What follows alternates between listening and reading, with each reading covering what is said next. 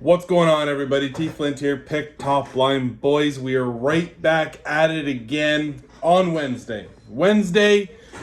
To make it right. To make it right on a Wednesday. We had another losing day yesterday. It's pretty much almost every fucking day these days, just a losing day. Our guys just can't figure it out, which is upsetting. So, it's simple enough what we need to do, and that is dial in on our plays. That's why we only have 3 full-on over 1 unit plays, actually 3 2-unit plays, and then we have 2 player props, high value, high opportunity there, which I like quite a bit, to be able to add in for 5 total plays. Heads up, you guys will also be getting the college football slate. Today is my... Sorry, I had a burp there. Today's the day. You will 100% get at least tomorrow's and Friday's today. Saturday is a massive slate. There is a massive amount of games. I only have 7 more teams to be able to go through, which I'm really excited about. And just to give you a little bit of information on that is we're going through the new systems that they put in, implemented into their teams. The new quarterback styles with their offensive coordinators to be able to officially actually rank every single one of these teams on our side. And that's going to obviously help us cap, which is going to be great. Okay. Hell of a lot of work. Don't get me wrong, hell of a lot of work, as you probably would know.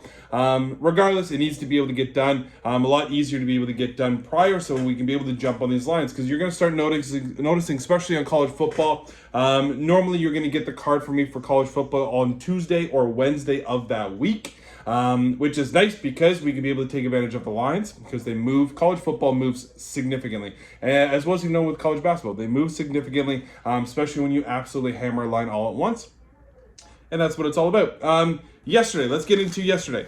We went 3-5 on the day. We started off, Cedric Mullins got it done, which was sweet. Matty Olson didn't even get a hit. Which was extremely frustrating. Detroit Tigers, we had them hitting 2 on Kirby. And allowing for the bullpen to be able to hit it up to 5. They hit 3 on the bullpen late. We lose on the hook. Frustrating. The money line didn't even have a chance. Manning had his worst outing of his career, which it seems though that's kind of in the play lately. Padre was a little bit of a sweat, but we got the team total and the money line down. Cardinals first 5 over 2.5. They only got 1 through the entire game. Rebound spot huge for them. Phillies team totaled. Again, we landed on the hook again late. Brandon Marsh hit a 3-run shot. We had a chance. Couldn't capitalize. Frustrating. Absolutely frustrating. I was just checking our leads. I didn't even cancel our leads, but we'll figure it out. Okay, so let's get into today. There are 5 plays that I really, really love. 3 official game plays, and then we have 2 of our player props. So let's get right into it. The play that I like the most, Cardinals on the rebound game. We kind of expected, as we discussed yesterday in the video, that the Cardinals, they were in tough yesterday. There was a chance of them losing yesterday against the Reds, with Hudson. They did that. Justin Dunn did his thing. Kind of frustrating, but regardless, now we get the advantage that we'd be able to have. Cardinals versus lefties. They've been smashing. We already know that. We haven't been smashing. You got Quintana on the mound for us, which is awesome, versus Mike Minor, the vet.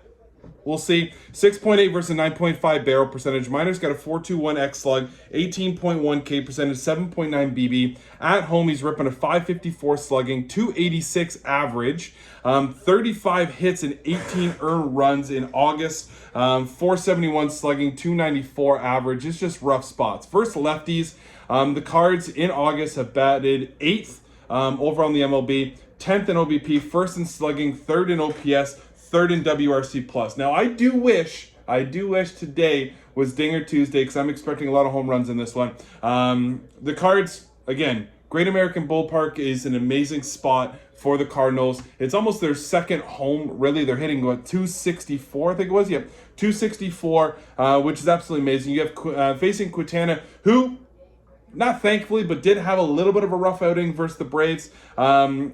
And not the greatest August in his terms. However, he gets to face the Cincy offense, which is 22nd in average versus lefties, 21st in OBP, 19th in slugging, 20th in OPS, 24th in WRC+. He has faced them already this year, and he threw 7 innings pitched of scoreless ball, which is great to be able to have for his confidence against these red team. Again, you can't really tie too much in that because it was against when he was with Pittsburgh. And the Cincy lineup looked very different. They have a lot of injuries with Tyler Stevenson and Joey Votto out as well. I am expecting the Cardinals to be able to run away with this one.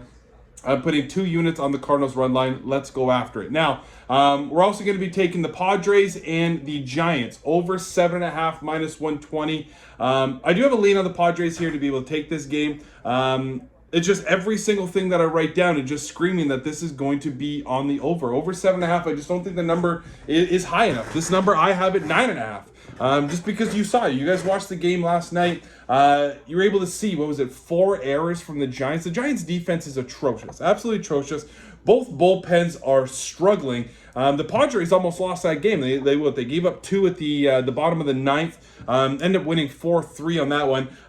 Over 7.5 at minus 120. I love because there was 0 runs scored until the 6th inning. I don't see that happening again, especially with the Padres lineup here, and especially with the Giants, and a little bit of a revenge spot. They're a little bit pissed off, a little bit ticked off. Now you get the righty, so Jock Peterson's going to be in there. So you always know the long balls with him as well. You got Musgrove versus Wood, 348 versus 396 X slug. 228 versus 246 XBA, and these two pitchers just want the calendar to flip. They want to get to tomorrow as fast as they can because their August has been brutal. They've just sucked. 496 slugging, 301 average for Musgrove, 515 slugging, 291 average for Wood. They've given up 64 combined hits in the month of August, which is brutal. 3 of the last 5 matchups here have soared over the over. And if this is anything like the series cap that we've seen in the past between these two teams, this should be an easy over. For us, nothing has been easy over the past couple weeks, actually really over the past 6 weeks. Regardless, we know what we want to be able to do. College football starts tomorrow, and if that's where we need to get to, I'm excited for it. 2 units on the over San Diego and the Padres game. Now, the underdog play. This is a tremendous value play, guys. Absolutely. Probably the best that I've seen in MLB so far this year. We are going to get the Dodgers on the money line at plus 145 for 2 units. You want to know why? Because Jacob deGrom is on the other side of the plate, other side of the mound. He's nasty. He's absolutely disgusting. There's no sugarcoating it whatsoever. We have Tyler Anderson on our side. Also nasty. He's done nasty things to the Mets batters. However, if you're gonna give me the Dodgers lineup, who are number 2 versus righties in batting average in August, number 2 in OBP, 1st in slugging, 2nd in OPS, 2nd in WRC+. Mets have the 11th worst bullpen ERA.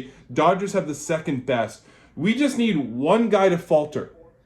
We seen it with Sandy Alcantara coming in. They faltered. He got smacked up for 10 hits, 6 runs, absolutely destroyed. Do I think that's going to happen? No. Okay. There's a reason why the over-under's at 6.5. But if you're going to give me the over-under at 6.5, basically telling me this is going to be a low-scoring game, I'm going to take the better offense every single time. The pitchers, yes, deGrom has nasty stuff and could easily shut out the Dodgers offense. I don't see it happening. I see deGrom being able to give up 2 runs. The bullpen kind of gets this one done, which I do think that they will be able to get it done. However, I do expect them to be able to give up 2 runs. I see this as a 4-1 victory for the LA Dodgers, getting this one done, getting it nasty. Tyler Anderson gives up 1. The bullpen shuts her down, which are number 2 ranked there as well. I love this spot for the Dodgers, especially when you have the Mets. Didn't even get to put this one. The Mets 25th in average versus righties, 21st in OBP, 23rd in OPS, 22nd in WRC+, which to me, I absolutely love. If we could be able to take that, then we are rolling it. I'm really excited about today's plays if we can be able to get this one done and make it happen for us. Okay, guys, we have 3 plays. Actually, sorry, I didn't even get a touch into what I want to do. Sorry, I'm checking one thing. Give me 1 sec. There's one thing that just popped up. Yeah, sorry. I messed up my stats. I said righties. It was versus lefties. My apologies. So, give me any confusion on that one. Okay. Now we're getting back into our player props. We're going right back to the well with Cedric Mullins. He's already got 4 stolen bases in a row. He's facing Tristan McKenzie, who, if you've noticed it, I love Tristan McKenzie. And this is a spot where in baseball, guys, it gets a little tricky. It gets a little tricky in September and October because you have to be able to understand that there are teams like the Baltimore Orioles, for example, today that are desperate as fuck.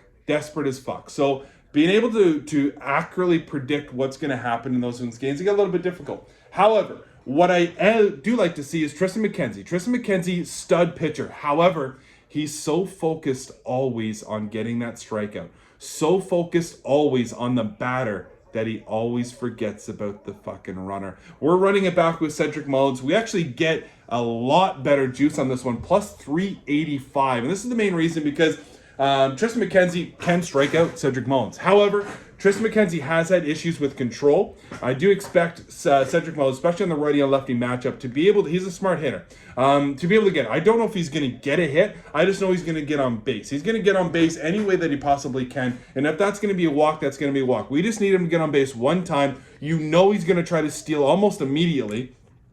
Plus 385 for a quarter of a unit. Let's run it. Let's see if we can get 5 straight in a row for Cedric Mullins. It's swipe his 30th bag of the year. Also, righty on lefty combo. This is a feel-good spot. I love this spot a lot. I'm quite confident in this one as well. Plus 280 that Albert Pujols hits a dinger today.